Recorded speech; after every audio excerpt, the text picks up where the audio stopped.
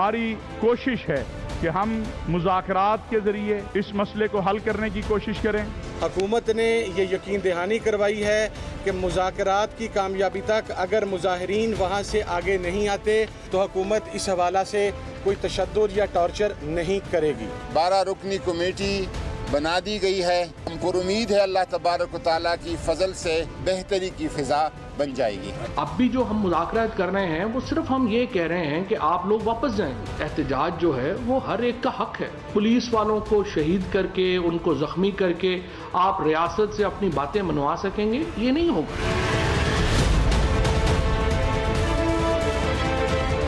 मईशत का बुरा हाल है, महंगाई से लोग तंग हैं। कौम को झूठे सख्त बाग दिखाए थे, इनका झूठ आज कौम के सामने बेनकाब हो गया है। मुल्क भर में महंगाई के खिलाफ अवामी मुजाहिरों का ऐलान किया है। हमने अपने जो भी कागज जमा कराए वो बिल्कुल ठीक थे। हमने दरखास्त दी कि आप अगर कोई चीज़ चेंज हो, हमें मीडिया से पता चला कि कोई इशू है तो हम उसको रिप्लेस करने को तैयार हैं। NA 133 का इलेक्शन हम लड़ना चाहते हैं, हम इसको जीतेंगे। हमने सब परफॉर्म किया है और ये सीट इंशाल्लाह हमारी होगी। और हमारे मुकाबले में जो लोग हैं वो इलेक्शन से भाग रहे हैं।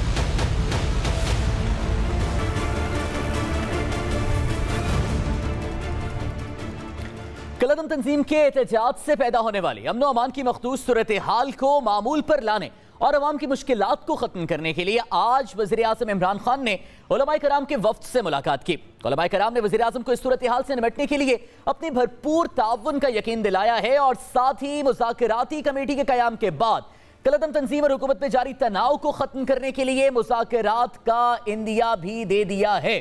क्या हुकूमती वफ्द में शामिल उलमाए कराम मुज़ाकरात के जरिए भी यकीनी की इस सूरत हाल को खत्म करने में कामयाब हो जाएंगे? और क्या आइंदा मुल्क में अदम बर्दाश्त और तशद्दुद के इस कल्चर को खत्म करके इफ़हाम व तफ़हीम से तमाम मामलात हल करने की फ़ज़ा कायम हो पाएगी? ये एक सवाल है। प्रोग्राम पाकिस्तान का सवाल में खुशामदीद। मैं हूं सादुल हसन। आज के प्रोग्राम में सबसे पहले जिस बुनियादी सवाल पर अपने मोअज़्ज़ज़ मेहमान से बात करेंगे उस सवाल पर नजर डाल लेते हैं। हमारा सवाल यह है कि मुल्क में हिजान की सी कैफियत, वज़ीर आज़म से उलमा की मुलाकात, मौजूदा सूरत हाल में उलमा क्या किरदार अदा कर सकते हैं? इस अहम सवाल पर बात करने के लिए हमारे साथ मौजूद हैं वज़ीर बराए मज़हबी उमूर पीर नूरुल हक कादरी साहब। बहुत बहुत शुक्रिया सर हमें वक्त देने के लिए। सर सबसे पहले तो ये बताइएगा कि इसी साल के आगाज़ में भी जब ये सारा मामला सामने आया तब भी इंतहाई अहम मोड़ पर आपने मुज़ाकरात को लीड किया और फिर ज़ाहिर है सूरत हाल मामूल पर आ गई। अब दोबारा से कमेटी कायम हुई है 12 रुकनी। किन शराइत पर और किन निकात पर अब मुज़ाकरात होंगे सर इनसे? बिस्मिल्लाहिर्रहमानिर्रहीम। शुक्रिया आपका मुझे साथ शरीक करने का इस गुफ्तगू में।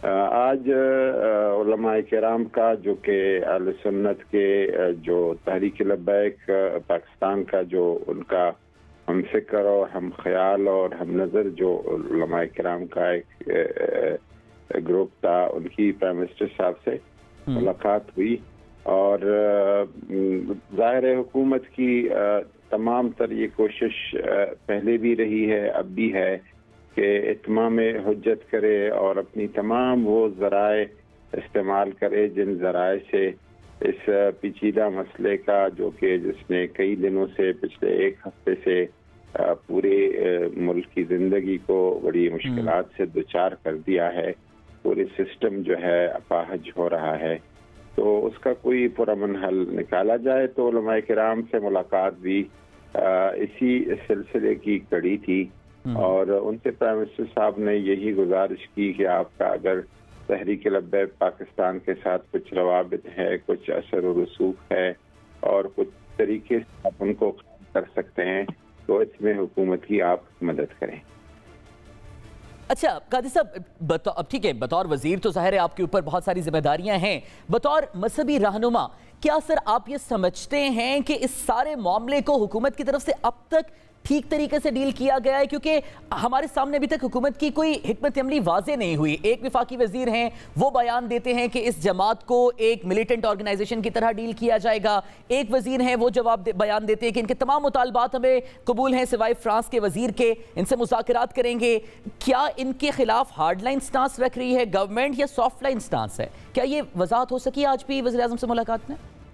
देखिए, हुकूमत हमेशा से ये हार्ड लाइन और सॉफ्ट लाइन अपनी मुल्क के बाशिंदों के लिए, अपने मुल्क के बासियों के लिए तहरीक लब्बैक जो भी उनका मौक़िफ़ है, लेकिन इस मुल्क के बाशिंदे हैं।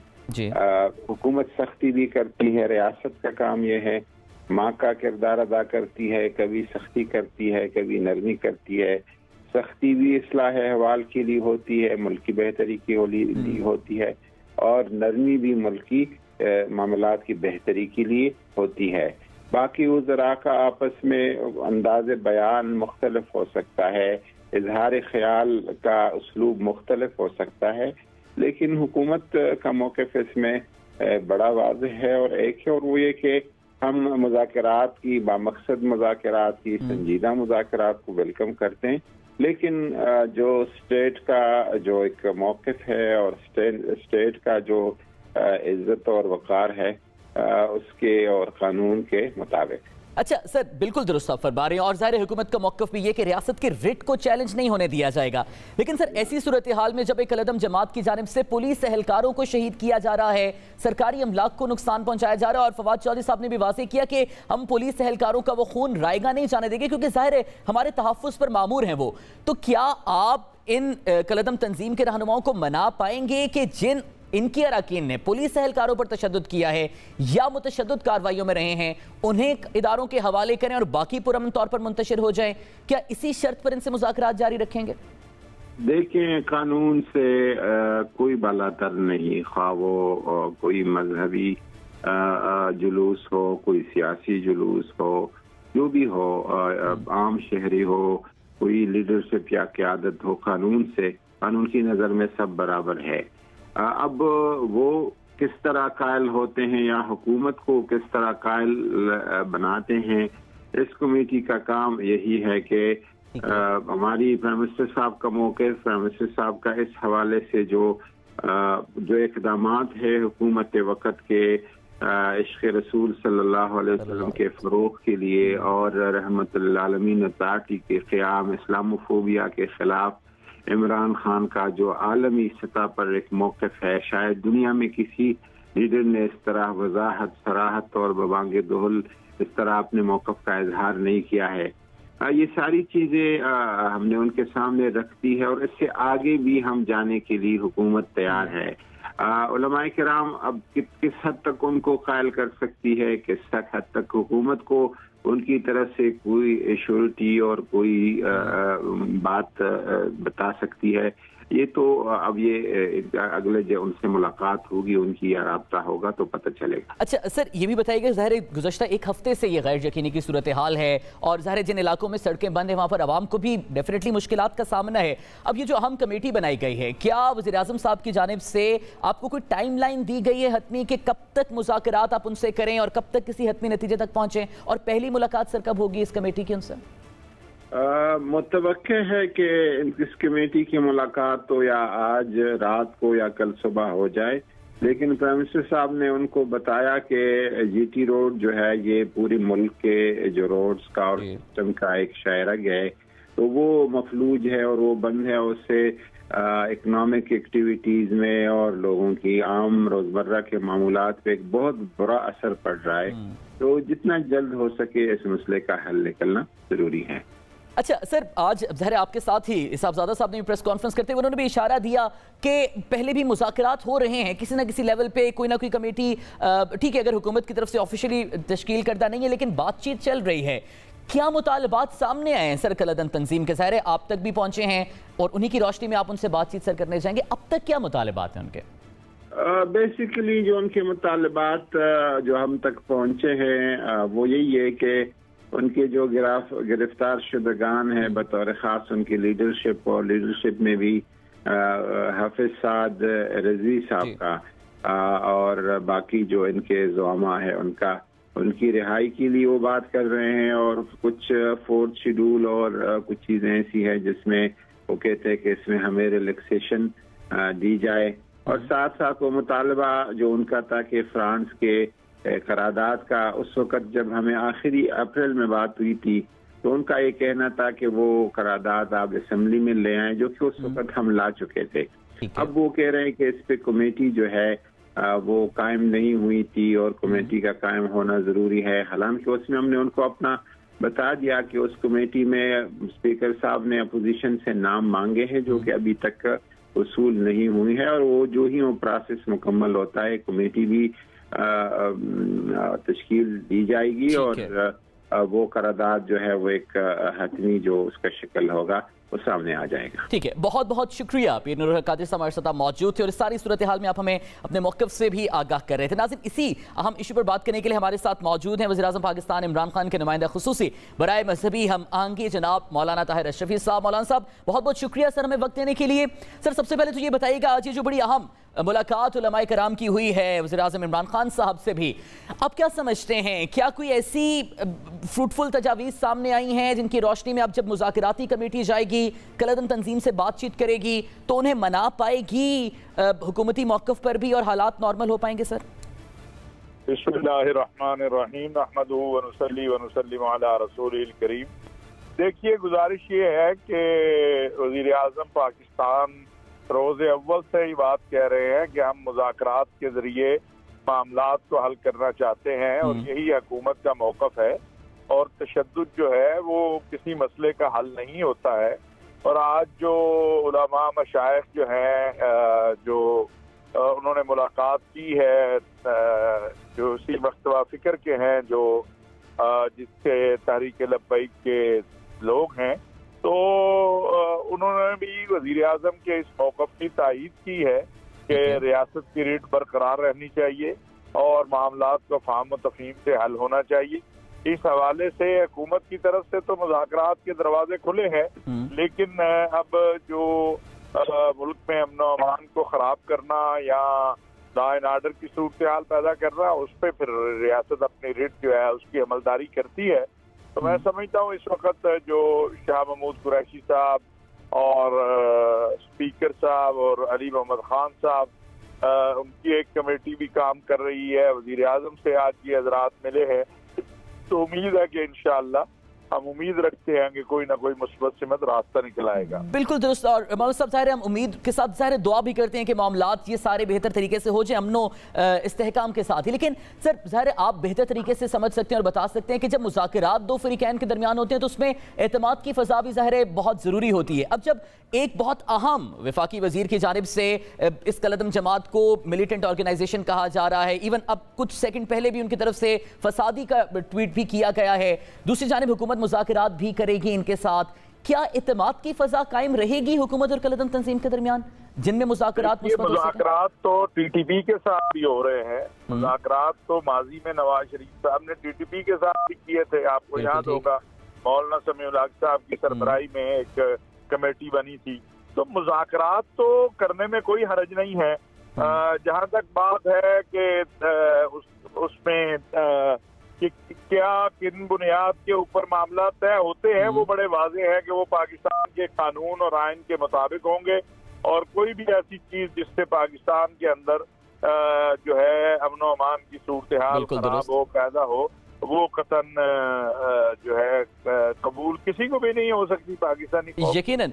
अच्छा मौलाना साहब, टीटीपी से भी मुज़ाकरात में मौजूदा हुकूमत ने यह वाज़ेह किया है कि टीटीपी के उन धड़ों से ज़ाहिर है मुज़ाकरात नहीं होंगे जो संगीन जराए में मुलव्वस हैं। तो अब ये जो कलअदम तंजीम जिसके साथ अब मुज़ाकरात कर रहे हैं आप, क्या आप इनको वाज़ेह करेंगे कि अपने उन कारकुनान को जिन्होंने पुलिस एहलकारों पर तशद्दुद किया है, जिन्होंने सरकारी अमलाक को नुकसान पहुंचाया है, जिन्होंने अमन व अमान की फ़ज़ा ख़राब की है, कानून हाथ में लिया है, उन्हें अलग करें और दीगर जो जमात है उसके साथ आपके मुज़ाकरात हों? देखिए, बात यह है कि ये जो मुज़ाकराती कमेटी है जो शाह महमूद कुरैशी साहब की और असद कैसर साहब की और अली मोहम्मद खान साहब की, जी, वो उनके पास तमाम तफसीलात मौजूद हैं। और इसी तरह आज ये जो उलमा मशाइख की 12 रुकनी कमेटी अभी बनी है वज़ीर-ए-आज़म से मुलाकात के बाद, इनके पास भी तमाम तफसीलात मौजूद हैं। जो ही कोई इस हवाले से चीज़ सामने आएगी तो वो पूरी कौम के सामने आ जाएगी।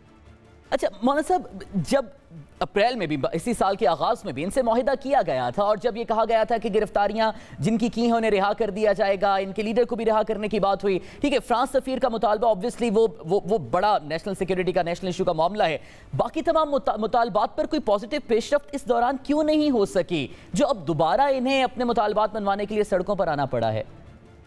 देखिए, मैं एक बात आपसे गुजारिश करूं। पहली बात तो ये है कि उस वक्त जो तय हुआ था, जो आखिरी रमजान में मुज़ाकरात हुए थे, वो ये तय हुआ था कि जी हुकूमत जो है वो करारदाद पेश कर देगी, और वो करारदाद पेश कर दी हुकूमत ने।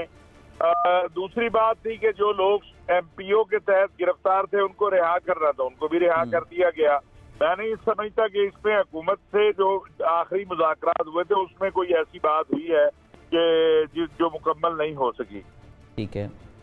ठीक है, बहुत बहुत शुक्रिया मौलाना ताहिर रशीद साहब हमारे साथ मौजूद थे। सारे मामले पर हमें अपने मौक़िफ़ से आगाह करें। नाज़रीन, इसी अहम इशू पर मजीद बात भी हम करेंगे, और जो अहम सवाल इस मामले से रिलेटेड है जिसको अब हम अपने मौजूद मेहमान के सामने रखेंगे, उस सवाल पर एक नज़र डाल लेते हैं। हमारा सवाल कुछ इस तरह से है कि कलअदम तंजीम का मुल्क भर में एहतजाज, सड़कें बंद, अवाम परेशान, कलअदम तंजीम और हुकूमत के दरमियान मुज़ाकरात भी जारी। इस मामले का हल कैसे निकलेगा? इस अहम मामले पर बात करने के लिए हमारे साथ मौजूद हैं सीनियर तज्ज़ियाकार जनाब जनरल रिटायर्ड नईम लोधी साहब। जनरल साहब, बहुत बहुत शुक्रिया सर हमें वक्त देने के लिए। सर, सबसे पहले तो ये बताइएगा कि एक मरतबा फिर से अब उसी जमात की जानिब से ये एहतजाज किया जा रहा है, सड़कों पर निकले हैं, हुकूमत भी बज़ाहिर मुश्किल का सामना करती ही नजर आ रही है। वही जमात जो गालिबन 6 मरतबा पहले भी मुख्तलिफ सालों में निकल चुकी है सड़कों पर। क्या रुकावटें इस वक्त आप देख रहे हैं जो हुकूमत को दरपेश हैं इनसे कामयाब मुज़ाकरात करने में? जी, आपने जिन मुहर्रकात का जिक्र किया कि सड़कें बंद और जो भी मसले मसाइल हैं, लेकिन उसमें ये भी शामिल करें कि कुछ लोग शहीद भी हुए हैं। यकीनन उन्होंने गोलियां चलाई हैं जी, उन्होंने तशद्दुद का रास्ता भी इख्तियार किया है, उन्होंने अमलाक को भी नुकसान पहुंचाया है। तो उन्होंने सारा कारोबार जिस इलाके से गुजर रहे हैं वो नेचुरली वो बंद है, जिसका मतलब बहुत बड़ा रेवेन्यू का नुकसान भी है हुकूमत को, और निजी लोगों को भी बहुत नुकसान है अपने अपने जो कारोबार में।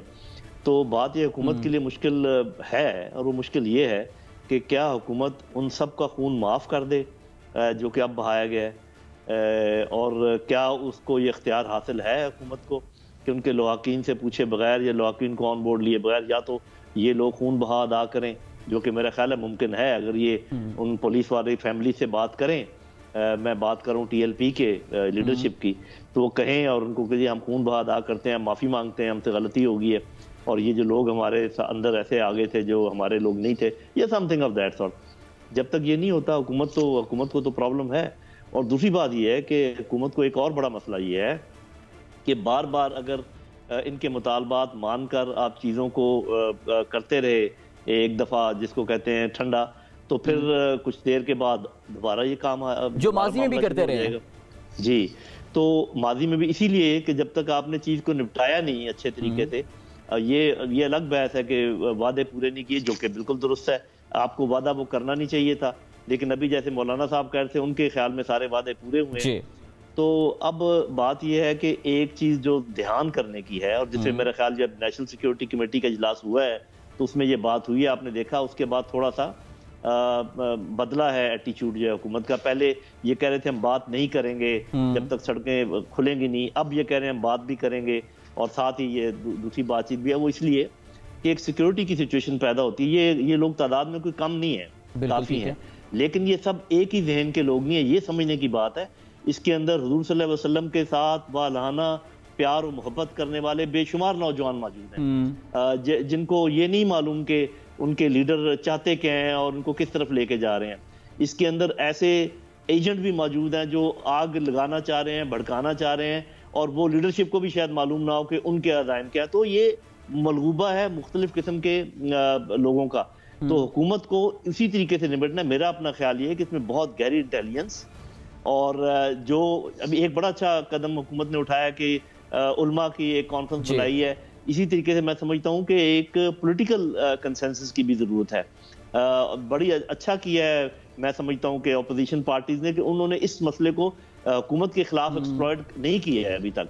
अच्छा जनरल साहब, जिस तरह से अभी आप भी फरमा रहे हैं कि गवर्नमेंट का बड़ा अच्छा स्टेप है ये उलमाए कराम से बातचीत करने का और उन्हें ऑन बोर्ड लेने का, क्या आप ये नहीं समझते कि गवर्नमेंट ने देर से ये कदम उठाया है, उसे पहले ये कदम उठा लेना चाहिए था, और अगर पहले उठाती तो क्या उसके अब तक असरात मुस्बत सामने आ जाते हैं?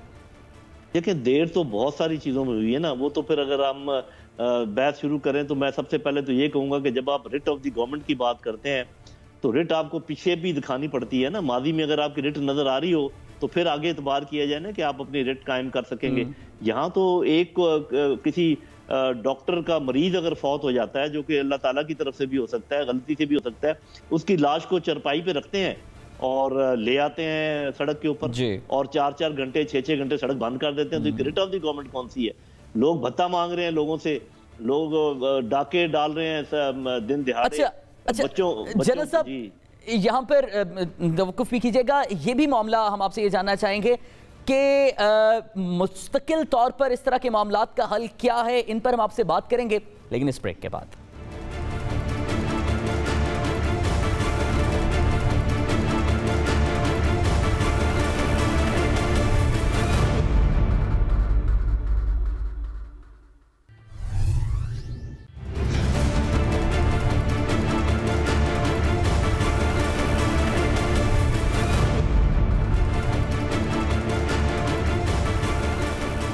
Welcome back to the show नाज़रीन। जनरल साहब, आपसे बड़ी सरहासिल गुफ्तगू हम कर रहे हैं। अब जो मामला है जिसका आपने भी अपनी गुफ्तगू में जिक्र किया कि हर कुछ महीने बाद दोबारा से बाज़ मरतबा पुराने मुतालबात को बुनियाद बनाकर बाज़ दफ़ा किसी नए मुतालबे को सामने रखकर ये कलअदम तंजीम के जो अरकान हैं सड़कों पर आते हैं और दोबारा से मुल्क में ये गैर यकीनी की फ़ज़ा पैदा हो जाती है।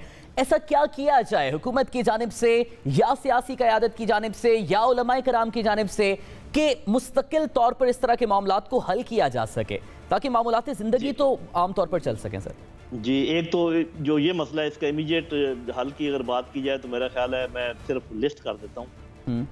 पॉलिटिकल कंसेंसस, रिलीजियस कंसेंसस, एक बंदे का बात करना हुकूमत की तरफ से, जो भी स्पोक्स पर्सन आप मुकर्रर कर लें, चाहे आप इंटीरियर मिनिस्टर को कर दें, चाहे आप चौधरी फवाद साहब को कर दें, हर दूसरा आदमी इसके ऊपर बात ना करे क्योंकि ये सेंसिटिव मामला है। डीप इंटेलिजेंस, जिससे पता चले कि इनको कौन इनकी हमायत कर रहा है बाहर से। जैसे इन्होंने पता लगाया कि जी सोशल मीडिया बड़ा एक्टिव है और मुल्कों से, और इनके फंडिंग किधर से हो रही है, इनकी लॉजिस्टिक किधर से हो रही है, उन सब को सामने लाया जाए, इन उलमा के सामने भी लाया जाए और ये जो मैं पॉलिटिकल कंसेंसस की बात कर रहा हूँ उसमें भी लाया जाए। उसके बाद फिर इनको अलग अलग करके जो मिसगाइडेड या मासूम लोग हैं उनके खिलाफ बजाय इसके कि आप सख्ती से कार्रवाई करें, उनको किसी तरीके से मुंतशिर करें, और जो हार्ड कोर इनके अंदर लोग हैं जो छुपे हुए हैं उनको किसी तरीके से सामने लाकर उनको एंटी टेररिस्ट कोर्ट्स में उनके खिलाफ मुकदमे चलाए जाएं और रिस्पॉन्सिबल बनाया जाए। इनकी जो लीडरशिप है उनको कहा जाए कि आप ये नहीं कह सकते कि जी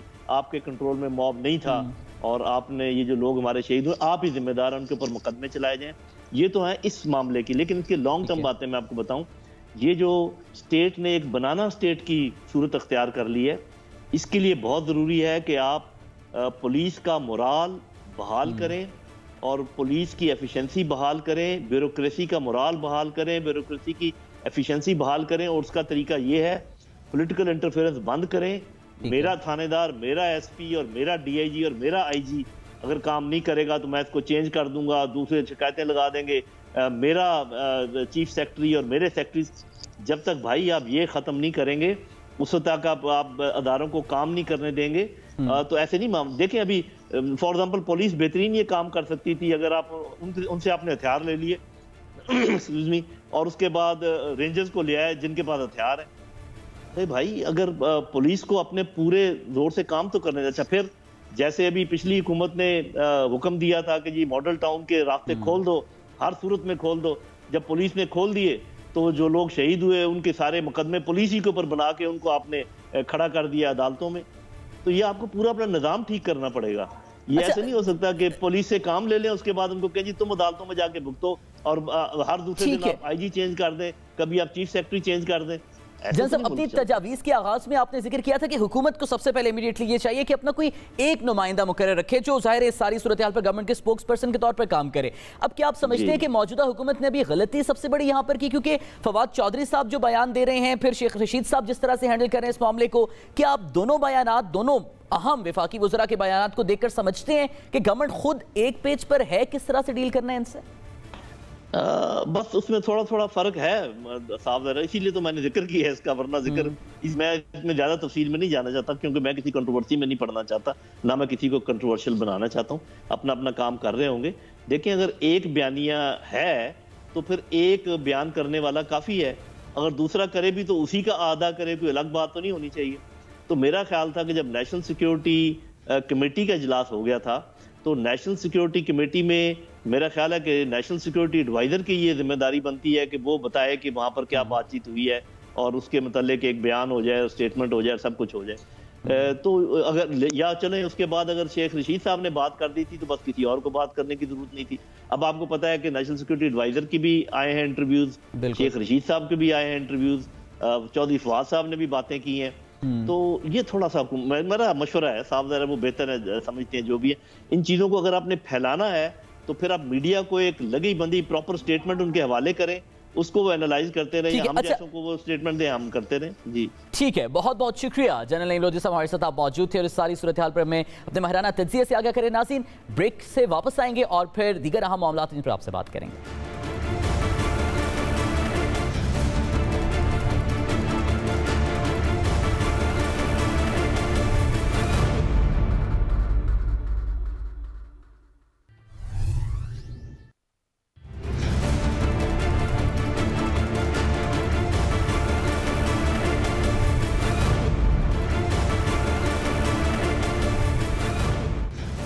welcome back to the show नाज़रीन। NA-133 लाहौर ज़िमनी इलेक्शन से पहले ही हुकूमत को बड़ा धचका लग गया। पाकिस्तान तहरीक इंसाफ के नामजद उम्मीदवार जमशेद इकबाल चीमा और उनकी कवरिंग उम्मीदवार उनकी अहलिया मुसर्रत जमशेद चीमा साहिबा के कागजात नामजदगी मुस्तरद हो गए। दोनों उम्मीदवारों के तजवीज़ और तायद कुनंदा के मुतल्लिका हल्के NA-133 से ना होने पर मुस्लिम लीग नून की जानिब से एतराज़ उठाए जाने के बाद ये कागजात नामजदगी मुस्तरद किए गए हैं। जमशेद इकबाल चीमा ने मामले को मशकूक करार देते हुए कानूनी रास्ते इख्तियार करने का ऐलान करते हुए दावा किया है कि वो ये ज़िमनी इलेक्शन इसी हल्के से अल्ले के निशान पर ही लड़ेंगे। क्या तजवीज़ कुनंदा का वोट बकौल जमशेद इकबाल चीमा साहब किसी साजिश की वजह से तब्दील किया गया है या ये मामला गफलत का है, ये एक सवाल है। और इस सेगमेंट में जिस आम सवाल पर अपने मौजूद मेहमान से बात करेंगे वो सवाल ये है कि NA-133 में ज़िमनी इलेक्शन तहरीक इंसाफ के उम्मीदवारों के कागजात नामजदगी मुस्तरद तहरीक इंसाफ से गफलत हुई है या लाइल्मी का नतीजा है। हमारे साथ मौजूद हैं पाकिस्तान तहरीक इंसाफ के रहनुमा जनाब जमशेद इकबाल चीमा साहब। सर बहुत बहुत शुक्रिया वक्त देने के लिए। सर सबसे पहले बताइए क्या हुआ ये और अब क्या लाएमल है आपका? सर देखिए, इसमें बड़ी छोटी सी बात है। इलेक्शन कमीशन को हमें रिलीफ देना चाहिए था लेकिन उन्होंने नहीं दिया, लिहाजा अदालत रिलीफ दे देगी। It's not a substantial mistake, it's you can say technical mistake. Technical mistake पे हमेशा ये जो राइट टू कंटेस्ट इलेक्शन ये कभी भी वापस नहीं लिया जाता। और फिर ये कि it's not matter of only a person, I am not only an individual, it's matter of you can say party, the largest party in this country which is part of the government. तो जो government की largest party है उसको आप, उसके लोगों को, उसके वोटर को आप उनके राइट टू वोट से महरूम कर दें, ये नहीं होता। ये कभी भी ना जमहूरियत की स्पिरिट है ना इलेक्शन की स्पिरिट है। लिहाजा ये जो एक it's not substantial, it's technical mistake, technical mistake को अदालत अलाउ कर देगी। लेकिन चीमा साहब, मुल्क की सबसे बड़ी सियासी जमात, ज़ाहिर हुक्मरान जमात, और आप भी एक बड़ा सियासी तजुर्बा और करियर रखते हैं, क्या एक बड़ी सियासी जमात से इस टेक्निकल एरर की उम्मीद की जा सकती थी? सर टेक्निकल एरर होती है हमेशा, मैंने पिछले 2 इलेक्शन लड़े हैं उसमें कागजात में छोटी मोटी हो जाती है तो वो एंटरटेन करते हैं। तो आप कह लें कि यहाँ भी एंटरटेन होनी चाहिए और होगी एंटरटेन, ऐसा नहीं हो सकता कि ये ना एंटरटेन हो। वजह ये कि ये इलेक्शन कमीशन के लोग नॉर्मली पहले को तरह उतना प्रिवेल नहीं करते, लेकिन अदालत तो हमेशा सपोर्ट करती है इसको कि इलेक्शन में हिस्सा लेने के लिए सपोर्ट किया जाए, ना कि एम्बार्गो क्रिएट किए जाए। तो मुझे उम्मीद है कि हमें ट्रिब्यूनल या हाई कोर्ट, बल्कि जो पहला ट्रिब्यूनल होगा, ट्रिब्यूनल में ही हमें इस पर रिलीफ मिल जाएगा। अच्छा चीमा साहब, ये बताइएगा कि क्या ये बात फिर दुरुस्त है कि ठीक है टेक्निकल एरर है, लेकिन जो आपके प्रपोजर हैं क्या उनका जो वोट है वो आपके हल्के में रजिस्टर नहीं है, वो वाकई दूसरे हल्के से ताल्लुक रखते हैं? देखिए, वो हमारे हल्के में है, हमारे हल्के में उनका डोमिसाइल यहाँ का है, उनका घर ये है, उनका बिल वहाँ का है, उनका उनका एक शनाख्ती कार्ड वहाँ का है, उनके बच्चों का, माँ बाप का वोट यहाँ पे है। सो आप कह लें कि ये जो प्रपोजर हैं उनका वोट आगे पीछे है। आप कह लें कि उनका ब्लॉक वोट यूनियन काउंसिल मतलब उसमें ये वो एरिया भी इसी में है। लिहाजा ये कहीं कोई आप कह लें कि नाजरा के लेवल पे या की लिस्टों में कोई प्रॉब्लम है, ये हमारे एंड पे प्रॉब्लम नहीं है। यही चीज़ उसे सब्सटेंशियल नहीं रहने देती, टेक्निकल मिस्टेक बनाती है। वो हमने सारे सबूत दिए हैं कि भाई अगर उस घर में रहने वाले लोग जिसमें ये रहता है बंदा, उस घर में रहने वाले सारे लोगों का वोट N130 में है, N133 में है, तो फिर इसका क्यों? तो आप कहने इसी बेस पे हम समझते हैं रिलीफ मिल जाएगा, इशू नहीं है, इशू होना नहीं चाहिए। अच्छा जी, मतलब आखिर में सिर्फ ये बताइए कि ये जो प्रपोजल आपके हैं, क्या साबिका इलेक्शन में भी इन्होंने इसी हल्के में वोट डाला था? अपना पिछले ये चेयरमैन का कैंडिडेट था हमारा। अच्छा। फादर ये खुद चेयरमैन का कैंडिडेट था, तो ये आप कह लें कि उस वक्त एजाज से सब कैंपेन रन कर रहा था, तो उनके साथ था सारा दिन। तो यू कैन इसे N133 में, तो उस वक्त मेरे ख्याल से वोट नहीं डाला था, जिसकी वजह से आप कहने कि पता नहीं चला। ठीक है, बहुत बहुत शुक्रिया जमशेद इकबाल चीमा हमारे साथ मौजूद थे और इस सारी सूरत पर हम अपने मौक़िफ़ और आइंदा के अमल से आगाह कर रहे हैं। नाज़रीन, कुछ मौशी मामलात हैं जिन पर हम बात करेंगे, और मामला यह है कि सऊदी डेवलपमेंट फंड की जानिब से स्टेट बैंक ऑफ पाकिस्तान के ज़खायर में $3 अरब के डिपॉजिट रखने के मुआहिदे ने पाकिस्तान के मुआशी मंजरनामे पर मंडलाते डॉलर की बुलंद परवाज और बढ़ती महंगाई के खतरात को किसी हद तक कम करने के तज्जियों को जन्म दे दिया है। सऊदी पैकेज के बाद गुज़श्ता रोज भी डॉलर की कदर में गिरावट और सोने की फी तोला कीमत में मुसलसल कमी ने जहां एक जानिब मौशी बेहतरी के तज्जियों को मजबूत किया है, वहीं दूसरी जानिब इस बेहतरी के देर पा होने पर भी सवालात खड़े कर दिए हैं। क्या मौजूदा हुकूमत अपनी मुद्दत की आखिरी 1.5 साल में महंगाई में कमी और अवाम को खुशखबरियां सुनाने का दावा पूरा कर पाएगी? ये एक सवाल है। प्रोग्राम के सेगमेंट में जिस अहम सवाल पर अपने मौसस मेहमान से हम बात करेंगे, वो सवाल कुछ इस तरह से है कि डॉलर की कदर गिरने लगी, वज़ीर आज़म ने पेट्रोलियम मसनूआत की कीमतों में इजाफे की तजवीज़ को मुस्तरद कर दिया, क्या मुल्क में महंगाई में भी कमी आएगी? इस आम सवाल पर बात करने के लिए हमारे साथ मौजूद हैं माहिर मईशत जनाब डॉक्टर अशफाक हसन साहब। डॉक्टर साहब, बहुत बहुत शुक्रिया आपका, हमेशा आप हम पर शफकत फरमाते हैं, अपना वक्त हमें देते हैं। सर, सबसे पहले तो ये बताइएगा कि ये जो नवीद भी सुनाई जा रही है, उम्मीद का इजहार भी किया जा रहा है कि अब फाइनली मौशी तौर पर मामलात बेहतर होंगे, महंगाई में भी रिलीफ कुछ मिलेगा, कमी आएगी? देखिए, पहले आपने अपने इंट्रोडक्शन में डॉलर के बारे में कहा था। मैं हमेशा से कहता रहा हूं कि डॉलर जो 152 से 175 पे गया, इस पीछे कोई मार्केट मैकेनिज्म नहीं थी, और ये 175 से जो ऊपर आया है, इसके भी पीछे कोई मार्केट मैकेनिज्म नहीं है। ठीक है, वो पहले भी हमने खुद किया था, इसलिए कि हमने IMF में जाना था मुज़ाकरात करने के लिए, तो वहां पर प्रायर एक्शंस था। ये प्रायर एक्शंस कहते हैं कि जब आए मुज़ाकरात में तो 172 173 पे एक्सचेंज रेट को करके आए आप बात, तो वो हम करके गए थे वहां पर। अब जो पीछे आया है तो क्या वो अभी तो सिर्फ उन्होंने कहा है कि हम देंगे, क्या वो पैसा आ गया? पैसा अभी तक तो नहीं आया है ना। तो पाकिस्तान का जो अकाउंटिंग सिस्टम है ना, वो एक्रूड अकाउंटिंग नहीं है, वो कैश बेस्ड अकाउंटिंग होता है। कितना पैसा आया और कितना पैसा गया, यानी कि कितना आएगा, ये 3 बिलियन आएगा और उसकी वजह से एक्सचेंज रेट ऊपर नीचे होने लगा, ऐसा नहीं होता है। हमारा कैश बेस्ड अकाउंटिंग है कि जी पैसा इतना आ गया, रिजर्व 17-18 बिलियन से 21-22 बिलियन हो गया। उस वक्त भी तो रिजर्व बढ़ रहा था हमारा, 15.7 बिलियन था जब हमारा 152 रुपए का एक्सचेंज रेट था, जब बढ़ के 20 बिलियन से ज्यादा हो गया, लेकिन एक्सचेंज रेट नीचे की तरफ जा रहा था, 172-173 पे जा रहा था। तो कौन सी मार्केट मैकेनिज्म उस वक्त काम कर रही थी कि जब आपका एक्सचेंज रेट रिजर्व बढ़ भी रहा हो तो करेंसी कैसे डिप्रिशिएट होगी? अभी तो रिजर्व में वो पैसा आया नहीं है, सिर्फ अनाउंसमेंट हुई है, तो अनाउंसमेंट से एक्सचेंज रेट अप्रिशिएट हो जाता है। तो जिस तरीके से गवर्नर ने उस वक्त नीचे की तरफ ले गए थे, गवर्नर को बहुत काफी प्रेशर पड़ा है कि यार खुदा का खौफ करो, अगर हर काम मार्केट पे करना है तो आप किस लिए बैठे हुए, छोड़ जाओ और अपने घर चले जाओ, leave it to the market, market खुद ही ठीक कर लेगी। ऐसा तो नहीं होता है ना। हम जैसे तरक्की पजीर मुल्कों में जब ये इदारे होते हैं तो इदारे की कोई जिम्मेदारी भी होती है, तो जब उनको एहसास दिलाया गया कि आपकी कोई जिम्मेदारी है तो वो भी 175 से 171 172 पे ले आए।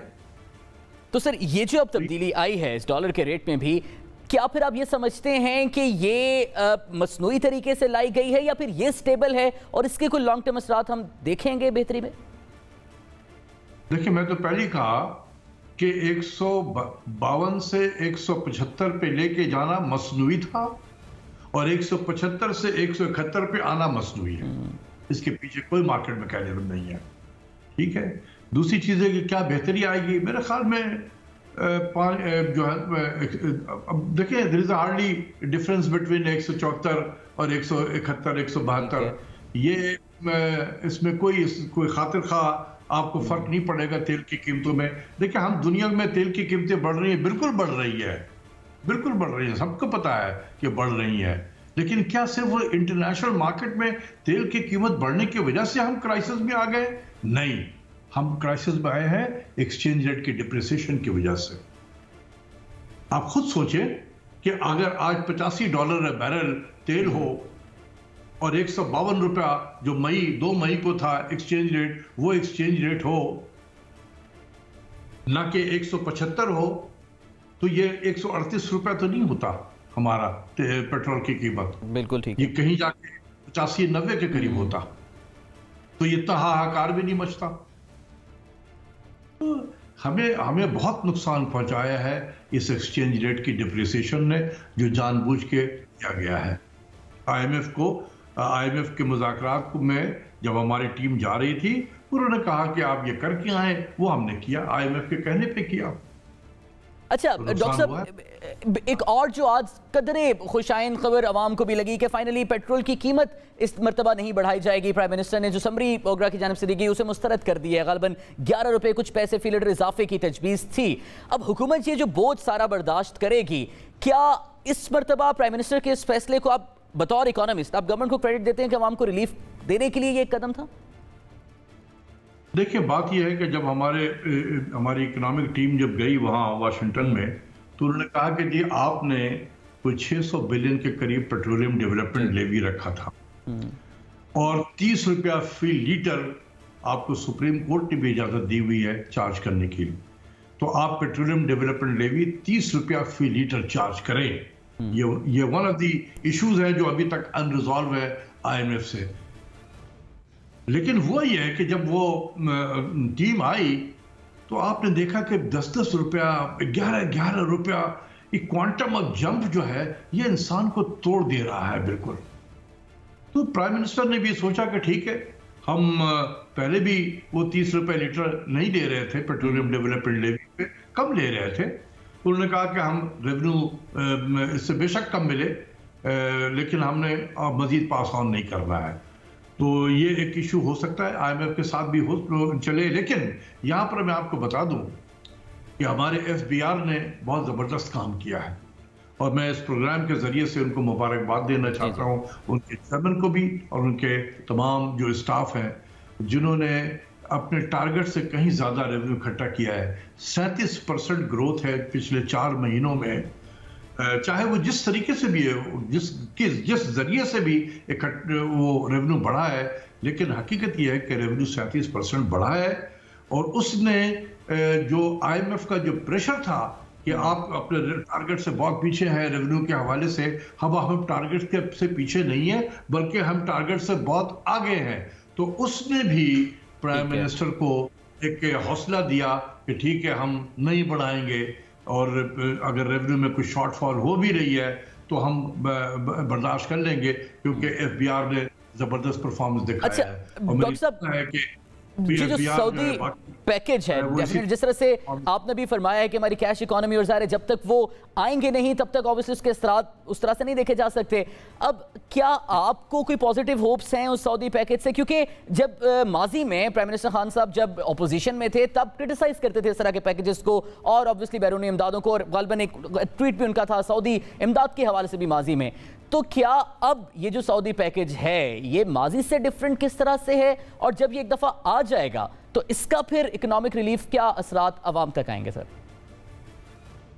देखिए, एक तो ये है कि जब आप हुकूमत में नहीं होते हैं तो बहुत सारी चीज़ों का आपको इल्म नहीं होता है, लेकिन जब आप हुकूमत में आते हैं और फाइलों को देखते हैं और तमाम अपने जो अफसरान हैं उनसे जब आपको ब्रीफिंग मिलती है तो फिर आपको ग्राउंड रियलिटी का पता चलता है, जो बहुत मुख्तलिफ होता है जब आप बाहर बैठे हुए होते हैं।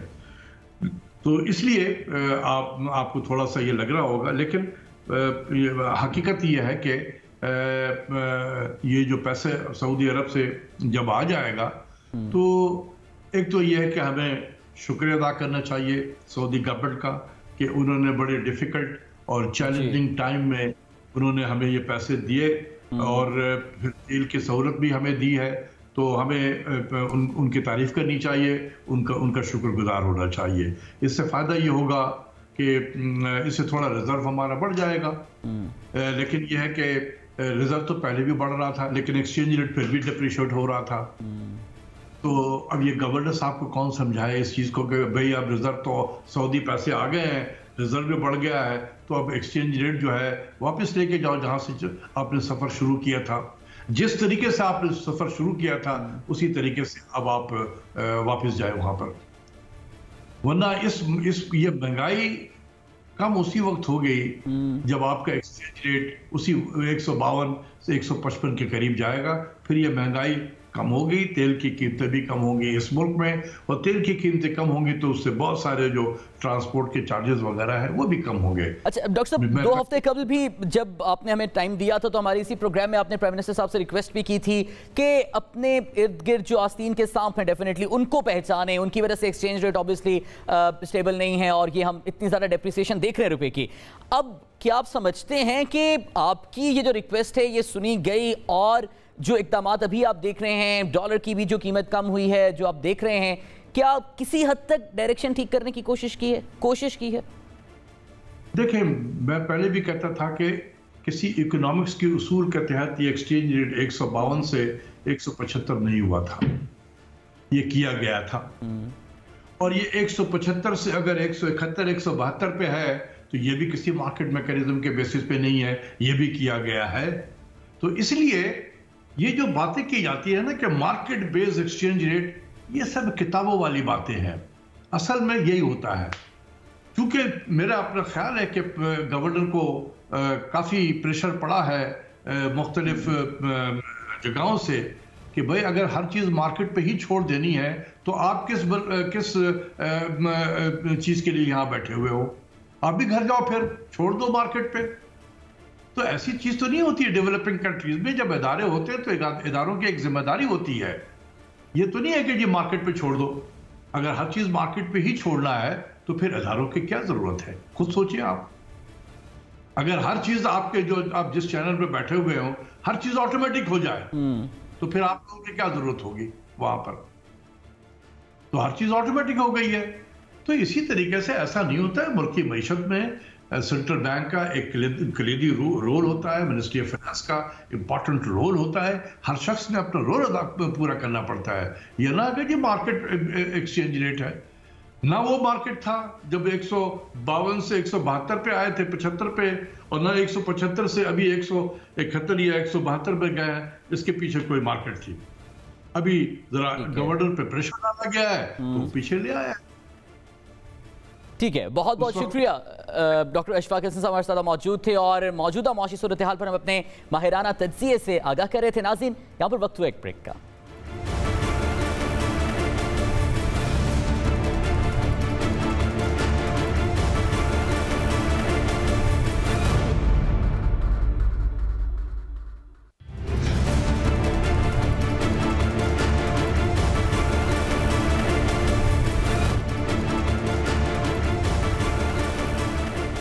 Welcome back to the show नाज़रीन। नाज़रीन, कल पाकिस्तान बमुकाबला अफगानिस्तान T20 मैच में पाकिस्तान की शानदार फतह के बाद पोस्ट मैच प्रेस टॉक में अफगानिस्तान क्रिकेट टीम के कैप्टन से एक सहाफ़ी की जानिब से सवाल किया गया।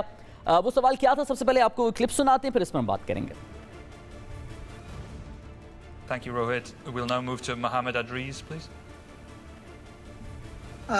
नबी, मुझे बताइएगा कि ज़ाहिर अफगानिस्तान की टीम खेल रही है, बहुत अच्छा खेली दोनों मैचेस में, वेरी नाइस प्ले। कुछ ऐसा खौफ है कि आप लोग पीछे गवर्नमेंट चेंज हुई है, हालात चेंज हुए हैं तो आप वापस जाएंगे, आपसे पूछगिछ होगी, कोई ऐसा प्रेशर? और सेकंड वन, ये जो न्यू ईरा स्टार्ट हुआ है इसमें पाकिस्तान के साथ रिलेशंस अच्छे हैं, तो अफगानिस्तान की टीम को मजीद मजबूती मिलेगी इन रिलेशंस के बेहतर होने से? I think can we talk with cricket about उसको छोड़ के सिचुएशन को? तो क्रिकेट का question. I'm talking about the cricket. Definitely there is a golf things. I'm sorry, I'm going to have to cut you short there. We're तो only cricket के बाद अगर बातें कर सकते थे, इस विल बी बेटर। सिचुएशन को उधर ही छोड़ दूं। हम इधर वर्ल्ड कप के लिए आए और वर्ल्ड कप के लिए प्रॉपर प्रिपरेशन करके आए हैं इधर, और अपने पूरा कॉन्फिडेंस से आए इधर, कोई बात नहीं है। तो अगर क्रिकेट वाइज कुछ क्वेश्चन है तो पूछ सकते हो। आप मुझे बता दो क्रिकेट वाइज क्वेश्चन, पाकिस्तान के साथ जो रिलेशंस बेहतर हुए हैं, इससे अफगानिस्तान की टीम को कितना फायदा होगा मुस्तकबिल में? It's not a cricket question. Okay, sorry, I'm going to have to cut you off there, Mohammed. Thank you for your question. That's it. Thank you. This concludes the press conference. Thank you very much, everyone, for your time. जी नाज़रीन, ये clip आपने मुलाहिजा किया। हार जीत खेल का हिस्सा है। जहां जीतने के बाद जश्न मनाना, खुशी का इजहार करना आपका हक है, वहीं पर आपको यह हक नहीं पहुंचता कि अपने मुखालिफ टीम के उस सफ़र को नज़रअंदाज किया जाए जिस सफ़र से गुजर कर वो इस तरह की बेहतरीन परफॉर्मेंस फील्ड में दिखाते हैं। और दूसरी बात, खेल और सियासत दोनों अलग अलग चीज़ें हैं। ना खेल में सियासत की मदाखलत होनी चाहिए और ना ही सियासत को खेल के साथ मिक्स किया जाना चाहिए। इस पोस्ट मैच प्रेस टॉक में सहाफ़ी की जानिब से जो सवाल अफगानिस्तान कैप्टन से किया गया, जहां पर एक खुशाइन बात यह है कि सोशल मीडिया पर भी मुख्तलिफ सहाफ़ती हल्कों की जानिब से इस सवाल की मजम्मत भी की जा रही है, इस सवाल को कंडेम भी किया जा रहा है। और बतौर मीडिया पर्सन मैं खुद भी अपना फ़र्ज समझता हूँ कि यहाँ पर इस सवाल को कंडेम ही किया जाए, लेकिन हमें इस सोच को परवान चढ़ाने की ज़रूरत है कि अफगानिस्तान क्रिकेट टीम जिस सूरत हाल से निकलकर, मुल्क की जिस सूरत हाल से निकलकर जिस तरह के खेल को पेश कर रही है, बजाय इसके कि उनकी मुल्की सूरत हाल को दरमियान में लाकर उनकी खेल में ऑन फील्ड परफॉर्मेंस से मिक्स किया जाए, उनकी खेल के मैदान में परफॉर्मेंस को देखा जाए। और कल के खेल को देखकर भी कहीं से ये नहीं कह सकते कि पाकिस्तान की शानदार फतह एक आसान जीत थी। आखिरी ओवर्स तक मैच गया और तमाम क्रिकेट शायकीन और वो पाकिस्तान में मौजूद क्रिकेट शायकीन भी, जो कि खुशाइन बात है, जहां एक जाने पाकिस्तान की फतह को सराह रहे हैं, जहां पर एक जाने पाकिस्तान की फतह का जश्न मना रहे हैं, वहीं पर दूसरी जानिब अफगानिस्तान की जानिब से पेश किए गए बेहतरीन खेल पर अफगानिस्तान क्रिकेट टीम को सराहा भी जा रहा है। और हमने सोशल मीडिया पर यह मनासिर भी देखे हैं पाकिस्तान की मुख्तलिफ यूनिवर्सिटीज़ में, मुख्तलिफ हॉस्टल्स में, जहां पर अफगान तालिब इल्म बतौर बैनुल-अक़वामी तालिब इल्म तालीम हासिल कर रहे हैं, वहां पर इकट्ठे एक कॉमन रूम के अंदर मैच देखा गया है। और पाकिस्तानी तमाशाइयों की जानिब से भी, पाकिस्तानी शायकीन क्रिकेट की जानिब से भी अपने अफगान भाइयों को उसी तरह से सराहा गया है जिस तरह से अपने खिलाड़ियों को सराहा जा रहा है। लेकिन इसके बावजूद इस पोस्ट मैच प्रेस टॉक में एक जर्नलिस्ट के जानिब से अफगानिस्तान क्रिकेट टीम के कैप्टन से ये सवाल करना, ये सहाफ़ती इक़दार की भी खिलाफ वर्जी है और ये खेल की एसेंस की भी खिलाफ वर्जी है। और ये एक ऐसी टीम जो कि पोटेंशियल रखती है और बेहतरीन टीम है इस टूर्नामेंट के अंदर, उसकी कारकर्दगी को भी डाउन मार्क करने वाली बात है। नाज़रीन, के साथ ही प्रोग्राम पाकिस्तान का सवाल से मुझे इजाज़त दीजिए। पाकिस्तान के दीगर सवालों के साथ दोबारा आपकी खिदमत में हाजिर होंगे अलाने के बाद।